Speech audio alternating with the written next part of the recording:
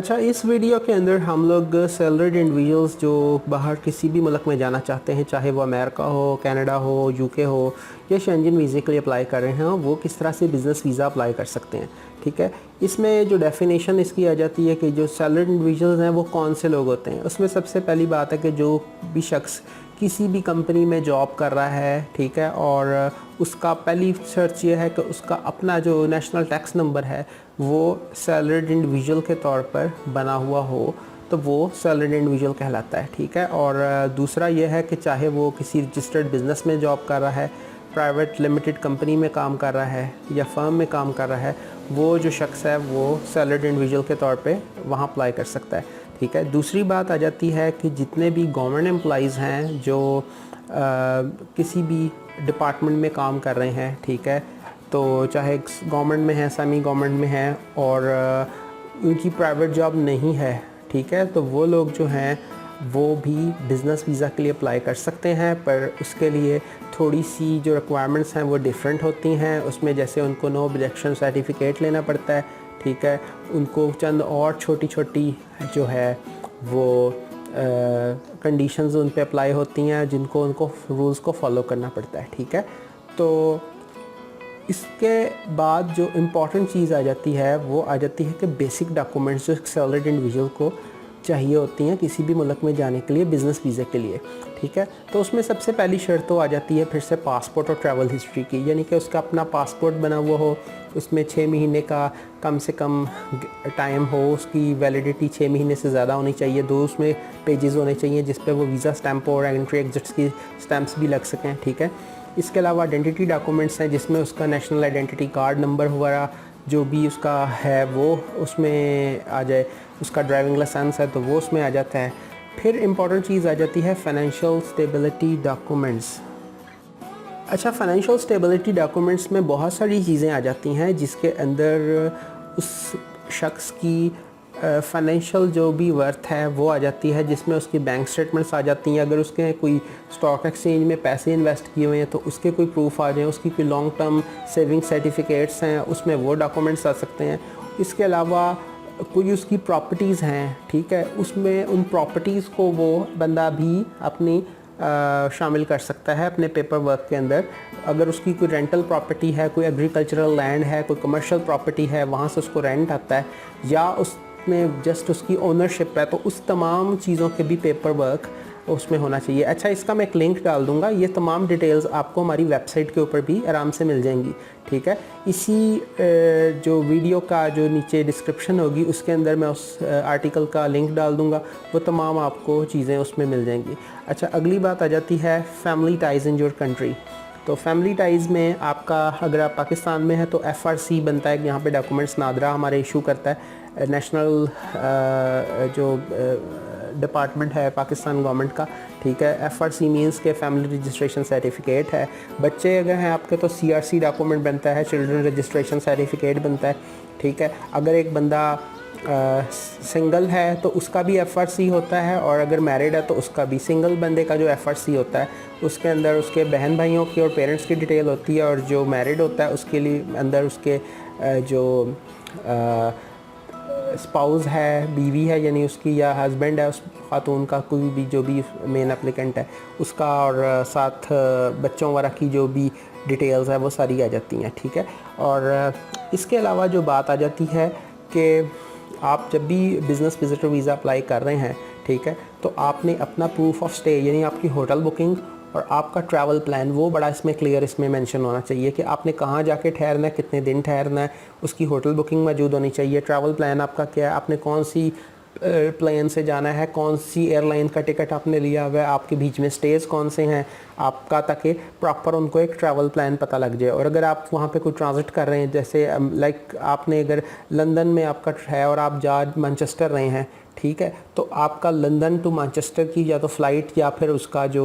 आपने कोई और प्लान लिया हुआ है तो वो आपके पास होना चाहिए, वो तमाम डॉक्यूमेंट्स, ताकि उसको पता लग जाए कि आप एक जेन्युइन विजिटर हैं और आपका जाने का मकसद जो है ना वो बिज़नेस ही है, ना कि किसी से मिलना या फिर आप वहाँ पर घूमने फिरने के लिए जा रहे हैं। ठीक है, तो दूसरी बात आ जाती है कि इसमें बिज़नेस रजिस्ट्रेशन डॉक्यूमेंट्स हैं। ठीक है, अगर आप सैलरीड इंडिविजुअल हैं और साथ में आपने अपना कोई बिज़नेस भी रजिस्टर कराया हुआ है तो वो भी आप इसमें जो है वो अपने वो डाल सकते हैं। मतलब आपने कोई गारंटी या नंबर वाला आपका बना हुआ है तो वो भी आप अपने उस बिज़नेस को शो कर सकते हैं। इसमें कोई पाबंदी वाला बिल्कुल भी जो है वो नहीं है। अच्छा, सबसे पहली जो कंडीशन हो सकती है कि एक सैलरीड इंडिविजुअल है, चाहे वो एक प्राइवेट लिमिटेड कंपनी में काम कर रहा है या वो एक आम किसी फार्म के अंदर काम कर रहा है या किसी सोल प्रोप्राइटर जो शख्स है उसके जगह पे उसके पास काम कर रहा है, ठीक है। तो वो भी बंदा जो है अगर उसकी कंपनी ने बाहर कोई स्टॉल बुक करवाया हुआ है किसी भी एग्जीबिशन के अंदर तो वो उसके अंदर पार्टिसिपेट प्रॉपर तरीके से कर सकता है। पर उसके लिए जो पेपर वर्क है वो मैं आपको बताता हूँ वो कौन सा चाहिए। अच्छा, ये तमाम पेपर वर्क जो है, चाहे आप किसी भी मुल्क का वीज़ा अप्लाई कर रहे हैं, Canada, USA, UK, Shenzhen visa, उन तमाम में ये जो है ये बिल्कुल वैलिड इन्फॉर्मेशन है और यही पेपर वर्क आपको चाहिए होगा। तो इसमें सबसे पहला जो पेपर वर्क उसमें चीज़ चाहिए होगा, उसको एक detail letter from the applicants employer that he is eligible and nominated for the event, ठीक है। यानी उसको एक प्रॉपर अपने एम्प्लॉयर की तरफ से जहाँ पे वो काम कर रहा है उसके मालिक से या फिर उसकी जो भी HR की डिपार्टमेंट है उससे एक प्रॉपर पेपर उसको वर्क चाहिए होगा जिसमें वो मेंशन होगा कि वो बंदा वाकई में एलिजिबल है और नॉमिनेट किया गया है कि वो उस इवेंट के ऊपर जाए, ठीक है। अच्छा, उसकी जो एलिजिबिलिटी है या नॉमिनेशन है it should be based on his, उसकी जो बेस करनी चाहिए उसकी जो एजुकेशनल बैकग्राउंड है, ठीक है, उसका टेक्निकल बैकग्राउंड है, उसकी जॉब की जो डिस्क्रिप्शन है उससे रिलेटेड होनी चाहिए, ठीक है, चीज़ें, ठीक है। अच्छा, इसके अलावा इसमें एक पेपर जो साथ लगाया जा सकता है, ठीक है, इसमें वो ये हो सकता है कि ये जो शख्स जा रहा है, ठीक है, स्टॉल बुकिंग के ऊपर या जिस भी शो के लिए जो जा रहा है, ठीक है, ये बंदा इसकी जॉब डिस्क्रिप्शन जो है पाकिस्तान या इंडिया में जहाँ पे भी वो काम कर रहा है उसकी कंपनी में उसकी जॉब डिस्क्रिप्शन क्या है, ताकि वीज़ा ऑफिसर को ये यकीन हो जाए कि जो बंदा जा रहा है उसकी जॉब डिस्क्रिप्शंस इतनी रिलेटेड हैं कि वो उसकी एलिजिबिलिटी और या उसकी नॉमिनेशन को जो है वो वाकई में उस पर वो एलिजिबल है, वो उस पर काबिल कबूल है उसके लिए, ठीक है, वो तमाम चीज़ें। और वो बंदा जो है वो राइट चॉइस है उस कंपनी की, ठीक है। अच्छा, दूसरी चीज़ जो है वो आपने ऑब्वियसली स्टॉल बुक करवाया तो उसकी स्टॉल रिजर्वेशन चाहिए होगी आपको, ठीक है। अगर आपने पेमेंट की हुई है आपकी कंपनी ने उस पे, ठीक है, तो और जौन सी आपकी लिस्ट है प्रोडक्ट्स की जो आपने उस ट्रेड शो में दिखानी है उनकी लिस्ट होनी चाहिए। इसके अलावा उस शख्स जो जा रहा है उसके अलावा और कौन सी टीम जा रही है, अगर मालिक जा रहा है तो उसकी डिटेल होनी चाहिए, ठीक है। फिर आपकी आ जाती है जी होटल बुकिंग आ जाती है, ठीक है। आपने जो भी आपका इवेंट हो रहा है उसके करीब में होटल बुकिंग होनी चाहिए, ठीक है। ये ना हो कि आपने लंदन में आपका हो रहा है तो आपने मैनचेस्टर में या बर्मिंघम में आपने जाके वो करवाई हुई हो, ठीक है। तो टिकट रिजर्वेशन है वो भी इसी तरह से है कि आपका जो है आपका डायरेक्ट जो है वो आपने टिकट बाय किए हुए हैं उसके, ठीक है। ये चीज़ें जो है ना वो केस को मज़ीद स्ट्रॉन्ग कर देती हैं, ठीक है। अच्छा, फिर आ जाती है कि आपने जो ट्रेड शो है जिसके लिए आप लोग जा रहे हैं, ठीक है, उससे आपकी कंपनी को क्या फ़ायदा हो सकता है, और अगर आपका एम्प्लॉई जा रहा है यानी एज एम्प्लॉई आप जा रहे हैं, ठीक है, तो उसमें आपकी क्या लर्निंग है और आपको क्या फ़ायदा होगा, ठीक है। ये भी जो पेपर वर्क्स हैं ये जब हम आगे मज़ीद वीडियोस बनाएंगे, ठीक है, कंट्री स्पेसिफिक वीडियोस बनाएंगे या फिर हम लोग जब आपको और चंद चीज़ों के बारे में बताएंगे, ठीक है, तो उसमें हम लोग ये सारी चीज़ें मेंशन करेंगे, ठीक है। ओके, तो उससे नेक्स्ट आ जाता है visiting a country to attend a trade show as a visitor, ठीक है। तो इसमें जो इम्पोर्टेंट चीज़ आ जाती है कि अगर आप एक कंट्री में जा रहे हैं एज अ विज़िटर, ठीक है, कि आपका जो मेन मकसद है वो वहाँ पर एक ट्रेड शो को अटेंड करना है अपनी कंपनी के बिहाफ पे, ठीक है। तो उसके लिए वंस अगेन आपको एक डिटेल लेटर चाहिए एप्लीकेंट्स एम्प्लॉयर की तरफ से, ठीक है, कि उसमें एलिजिबिलिटी लिखी हो, नॉमिनेशन उसकी लिखी हुई हो कि ये बंदा जो है हम भेज रहे हैं इस इवेंट के लिए। इसके अलावा उसकी जॉब डिस्क्रिप्शंस हों एक प्रॉपर वे से लिखी हुई ताकि उसे पता लग जाए कि ये वाकई में बंदा वाकई में एलिजिबल है और इसका टेक्निकल नॉलेज है और इससे जो है वाकई में इस बंदे के भेजने को जो है उससे कंपनी को फ़ायदा हो सकता है, ठीक है। ट्रेड शो टिकट रिजर्वेशन आ जाती है वंस अगेन, ठीक है, यानी जो भी इवेंट है उसके लिए उस बंदे के नाम से उसकी रिजर्वेशन होनी चाहिए प्रॉपरली कि ये बंदा जो है उसने उस ट्रेड शो के लिए रिज़र्व करने के लिए जा रहा है, ठीक है। होटल बुकिंग होनी चाहिए, ट्रैवल टिकट रिजर्वेशन होनी चाहिए, ठीक है। बिज़नेस डॉक्यूमेंट्स ऐसे हों उसमें लगे हुए हों, ठीक है, तो उसमें पता लगे कि ये जो वाकई में जो ट्रेड शो है ये रिलेटेड है जो भी शख्स जा रहा है उसके बिज़नेस जहाँ पे वो काम कर रहा है उससे रिलेटेड है, और एप्लीकेंट्स को इससे क्या फ़ायदा होगा, और ऑब्वियसली एप्लीकेंट को फ़ायदा होगा तो वो उस बिज़नेस को भी फ़ायदा पहुँचाएगा, ठीक है। ये भी चंद चीज़ें इस पे पेपर वर्क पे में मौजूद होनी चाहिए जिससे वीज़ा ऑफिसर जो है वो सेटिस्फाई हो जाए कि ये वाकई में जो शख्स जा रहा है उसकी वहाँ पर ज़रूरत है, और उस बंदे के जाने से और वो शो अटेंड करने के बाद क्या फ़ायदे हो सकते हैं। मे बी वो वहाँ पे बाइंग करने के लिए जा रहा हो, ठीक है, कोई सी प्रोडक्ट्स को, या फिर वो जस्ट वहाँ पर अपने कनेक्शंस को मज़ीद मजबूत करने के लिए जा रहा हो, ठीक है, ताकि आप फर्दर जो है कोई बिज़नेस वगैरह इसमें वो कर सके। नेक्स्ट चीज़ इसमें आ जाती है visiting a country to finalise a business deal और बिज़नेस एग्रीमेंट। तो एक शख्स जो है वो किसी दूसरे मुल्क में जा रहा है किसी बिज़नेस डील को फ़ाइनल करने के लिए या बिज़नेस एग्रीमेंट को फ़ाइनल करने के लिए, तो उसके लिए कौन से पेपर वर्क्स जो है वो ज़रूरी होंगे, ठीक है। उसमें सबसे पहली तो चीज़ आ गई कि formal letter of invitation from business in country. अगर कोई अमेरिका में कंपनी है, यूके में है, कनाडा में है, तो वो एक इनविटेशन लेटर प्रॉपर भेजे जिसमें वो लिखे कि जी ये शख्स आ रहा है पाकिस्तान से, फ़लाँ कंपनी से आ रहा है, उसका ये डेजिग्नेशन है, इतने दिन के लिए आएगा, ठीक है। अच्छा, ये जो इनविटेशन लिखने का तरीका है ये मैं आपको एक नेक्स्ट वीडियो में बता दूँगा, ठीक है, कि वो कैसे लिखा जाता है, उसमें क्या चीज़ें इंपॉर्टेंट हैं, ठीक है। अच्छा, दूसरी चीज़ जो है इसके साथ जो बहुत इंपॉर्टेंट है और क्रूशल है वो है डिटेल्ड मीटिंग एजेंडा। इसमें ये चीज़ भी पता होनी चाहिए कि आपने किन पॉइंट्स पे डिस्कस करना है। खाली एक साइन करने के लिए तो वो ज़ाहिर है कि वो नहीं आएगा, ठीक है। उसमें बहुत सारी चीज़ें होंगी जिसमें मीटिंग एजेंडा में मिसाल के तौर पे करेंसी रेगुलेशंस हो सकती हैं, कोई कस्टम ड्यूटीज़ के ऊपर डिस्कशंस करने आ रहा है, वो कोई पैकिंग मटेरियल्स के ऊपर है, पैकिंग के जो डिटेल्स हैं उन पे डिस्कस करने आ सकता है वो आ रहा हो, शिपिंग के ऊपर आ रहा हो कि आपने बाय एयर करनी है, बाय सी करनी है, किस तरह से आपने करनी है। इसके अलावा छोटी छोटी बेशुमार इसमें चीज़ें होती हैं जिसके ऊपर आप जाकर एक डिस्कशन कर सकते हैं, ठीक है। तो अगली जो बात आ जाती है वो है details of propose business deal and agreement, ठीक है, कि आपका जितना भी इसके ऊपर आपका डिटेल्स हैं जो आप बिज़नेस डील करने जा रहे हैं, ठीक है, तो वो उसमें दोनों बिज़नेसेस के बारे में जो है वो डिटेल लिखी हुई हो, ठीक है, कि कौन सा आप यहाँ पे बिज़नेस है, कौन सा वहाँ पे बिज़नेस है, उन दोनों को उसका म्यूचुअल जो भी अंडरस्टैंडिंग करने जा रहे हैं उससे क्या क्या फ़ायदा होगा, ठीक है। इसके ऊपर भी पेपर वर्क आपके पास प्रॉपर होना चाहिए, ठीक है। उसके बाद आपकी होटल बुकिंग आ जाती है, ट्रैवल टिकट रिजर्वेशन आ जाती है, फिर आपके मुख्तलिफ़ किस्म के प्रूफ्स हैं कि आपके जो कंपनी है उससे आपको एक शख्स को भेजने से कंपनी को क्या फ़ायदा होगा, बंदे की लर्निंग कैसे होगी, ठीक है, और जो वहाँ पे बिज़नेस है उसको क्या फ़ायदा इसका होगा, ठीक है। तो ये चीज़ें भी बहुत डिटेल में रिक्वायर्ड होती हैं, और आप जितनी अच्छी इस पे इंफॉर्मेशंस डालेंगे, अपने एप्लीकेशन के साथ लगाएंगे, आपके वीज़ा लेने के चांसेस उतने ही ज़्यादा हो जाएंगे, ठीक है। तो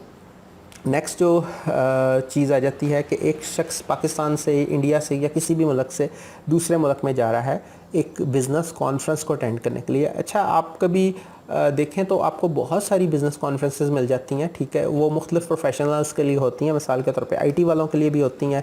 ठीक है, डॉक्टर्स के लिए होती हैं, उस मेडिकल स्टाफ के लिए होती हैं, प्लस जो बैंकर्स हैं, कोई बिज़नेस इंडिविजुअल्स हैं उनके लिए होती हैं, ठीक है। आपको बहुत सारी इस तरह की चीज़ें मिल जाती हैं। अब एक बंदा है वो कहीं पे जॉब कर रहा है, वो जाना चाह रहा है ऐसी किसी कॉन्फ्रेंस को अटेंड करने के लिए, तो सबसे इम्पॉर्टेंट चीज़ तो ये है कि ज़ाहिर है कि वो अपनी कंपनी के बिहाफ पे ही जाएगा वहाँ पर, ठीक है। उसको पर्सनल अर्निंग का फ़ायदा ये होगा कि वो अपनी पर्सनल अर्निंग के बाद अपनी कंपनी को फ़ायदा दे। तो एक उसके लिए लेटर चाहिए होगा एप्लीकेंट्स एम्प्लॉयर की तरफ से कि जी ये बंदा है, ये फ़लाँ जो है ये बिज़नेस कॉन्फ्रेंस के लिए जा रहा है और ही वो एलिजिबल भी है और हमने इसको नॉमिनेट किया हुआ है, ठीक है। तो वो जो है वो उस बिज़नेस जो कॉन्फ्रेंस हो रही है तो उसके लिए वो मतलब एलिजिबल है और हम उसको चाह रहे हैं कि ये बंदा हमारी जो है ना कंपनी को रिप्रेजेंट करे, ठीक है। फिर आपको जो दूसरी चीज़ चाहिए होती है, एक फॉर्मल इनविटेशन लेटर चाहिए होता है कॉन्फ्रेंस ऑर्गेनाइज़र की तरफ से, जो उस मुल्क में बैठा हुआ है, जैसे कोई अमेरिका में है, यूके में है, या किसी भी मुल्क के अंदर एक कंपनी है जो कॉन्फ्रेंस को जो है ऑर्गेनाइज़ कर रही है, तो वो एक आपको फॉर्मल लेटर भेजेंगे जिसमें उस एम्प्लॉई का नाम और डिटेल्स वगैरह मेंशन सारी होंगी, ठीक है। अच्छा, इसके अलावा hotel booking, air ticket reservation वो इम्पॉर्टेंट है, वो ज़रूर होने चाहिए इसके अंदर, ठीक है। फिर ये ज़रूरी होना चाहिए कि जो कॉन्फ्रेंस हो रही है, ये जो भी एप्लीकेंट अप्लाई कर रहा है उसके एम्प्लॉयर बिज़नेस के साथ रिलेटेड है। ऑब्वियसली वो ख़ुद तो बिज़नेस नहीं कर रहा, ठीक है, हाँ उसकी पर्सनल अर्निंग हो रही है, वो एक अच्छी बात है कि उसको फर्दर भी किसी अगर और वो जॉब के लिए जाता है तो उसमें फ़ायदा होगा। पर बात ये है कि एम्प्लॉई है तो एम्प्लॉई की आम तौर पे जो पाकिस्तान में या इंडिया में है, नॉर्मली जो नॉर्मल हम रेंज के लोगों की बात करते हैं, उनकी सैलरीज इतनी ज़्यादा नहीं होती कि वो जो है वो ख़ुद से इतना बड़ा ट्रिप अफोर्ड कर सकें, ठीक है। तो आम तौर पे ये जो होता है ना, ये स्पॉन्सर ट्रिप्स होते हैं जो कंपनियां अपने लोगों को जो है एम्प्लॉइज़ को जो है वो स्पॉन्सर करती होती हैं। तो ये चीज़ है, ठीक है। तो इसमें आपको जो है वो करनी है। और दूसरा ये है कि आप जो आपके जो भी शख्स जा रहा है उसको कौन से उससे फ़ायदे हो सकते हैं और वो आगे ये फ़ायदा अपनी कंपनी को कैसे पहुंचाएगा, ये चीज़ भी बड़ी इंपॉर्टेंट है, ठीक है। अच्छा, इसमें इंपॉर्टेंट चीज़ एक और है कि जो वीज़ा ऑफिसर है वो मे भी आपकी फॉर्मल और टेक्निकल एजुकेशन जो है उसको असेस करे, उसको देखे कि क्या वाकई में ये बंदा जो आ रहा है वो इतना एक्सपीरियंस्ड है, इतना एलिजिबल है, इतना वेल इन्फॉर्म्ड और एजुकेटेड है कि वो वाकई में इस कॉन्फ्रेंस को अटेंड करने के लिए एलिजिबल है, और उसका जो पुराना वर्क एक्सपीरियंस है वो भी क्या इससे रिलेटेड है या नहीं है। तो आपके जितने भी पुराने वर्क एक्सपीरियंसेस होते हैं, आपने चाहे इस कंपनी से लिए हों या पुरानी कंपनी से लिए हों, वो तमाम के तमाम इसमें आपको देने पड़ते हैं, ठीक है। ये चीज़ बहुत ज़्यादा इंपॉर्टेंट है, ठीक है। अच्छा, आगे आते हैं कि हम एक शख्स है वो जा रहा है किसी मशीनरी को बाय करने के लिए और वो अपनी कंपनी को रिप्रेजेंट कर रहा है, ठीक है। तो उस सूरत में क्या होगा कि उसको एक तो अपने एम्प्लॉयर की तरफ से एक डिटेल्ड लेटर चाहिए होगा, ठीक है, कि जी ये बंदा है, ये हमारे बिहाफ पर जाएगा और ये जाके मीटिंग करके उनसे एक बिज़नेस डील करेगा and then he will buy a machine और समथिंग, ठीक है। तो उसके लिए वो एक लेटर चाहिए होगा, ठीक है। और दूसरा ये है कि ऑब्वियसली होटल बुकिंग हो गई, ट्रैवल रिजर्वेशंस हो गई उसकी, वो उसको रिक्वायर्ड होंगी, ठीक है। फिर ये बात है कि ये इसके ऊपर प्रॉपर पेपर वर्क होना चाहिए कि जो डॉक्यूमेंट्स होने चाहिए कि जो मशीन है वो एप्लीकेंट्स के एम्प्लॉयर के बिज़नेस के साथ रिलेटेड है, यानी कि जो भी शख्स जा रहा है, जो जहाँ पे जॉब कर रहा है, उस मशीन को बाय करने के बाद उस बिज़नेस को क्या फ़ायदा होगा, ठीक है। और दूसरा ऑब्वियसली ये चीज़ जब तक आप प्रूफ नहीं कर देते तो उसका फ़ायदा नहीं है। प्लस उसकी बैंक स्टेटमेंट हो कंपनी की और एम्प्लॉयर की, ठीक है, ताकि पता लगे कि जी ये वाकई में कंपनी जो है ना उनके पास फंड्स हैं, इतने भेज तो इसको रही हैं, ठीक है, और साथ में ये इसको अफोर्ड भी कर सकते हैं इस मशीन को बाय करने के लिए। अच्छा, ये तमाम चीज़ें इसलिए भी की जाती हैं क्योंकि अक्सर लोग फ्रॉडुलेंट डॉक्यूमेंट्स के थ्रू भी बाहर जाने की कोशिश करते हैं, कि जैसे है कि एक कंपनी का लेटर हेड जो है या किसी ने एम्प्लॉई ने यूज़ कर लिया, फॉल्सली उसको यूज़ करके जो है वो बाहर जाने के लिए अपना वीज़ा अप्लाई कर दिया, ठीक है। तो इसलिए जो है ना कंपनियां को बैंक स्टेटमेंट्स और फंड्स के जो प्रूफ्स हैं वो देने पड़ते हैं, ताकि वीज़ा ऑफिसर को ये चीज़ पता हो कि ये वाकई में जेन्युइन केस है और वो वाकई में एक एलिजिबिलिटी उसकी प्रॉपर है, ठीक है। अब आगे आ जाते हैं हम कि वीज़ा ऑफिसर जो है वो फॉर्मल और technical education of business visa applicant हमेशा देखता होता है, ठीक है। अगर आप मिसाल के तौर पे हम एग्जांपल देते हैं कि एक हाईटेक मशीन है, ठीक है, किसी भी चीज़ के ऊपर वो करती है, तो अगर आपके एक कंपनी है, एक कंपनी में एक इंजीनियर है और एक जस्ट सिंपल सा जो है टेक्नीशियन है, ठीक है, और जिसकी कोई प्रॉपर फॉर्मल एजुकेशन भी नहीं है, ऑब्वियसली जो इंजीनियर है उसके ज़्यादा अच्छे चांस होंगे वीज़ा लेने के बजाय कि उस दूसरे टेक्निकल बंदे के, ठीक है। पर समटाइम्स होता है कि अगर ऐसी एजुकेशन मौजूद नहीं है तो फिर जो है ना फॉर्मल एजुकेशन के अलावा जो एक्सपीरियंस है वो बड़ा काउंट होता है, तो वो भी आपका फिर प्रॉपर उसमें होना चाहिए, ठीक है।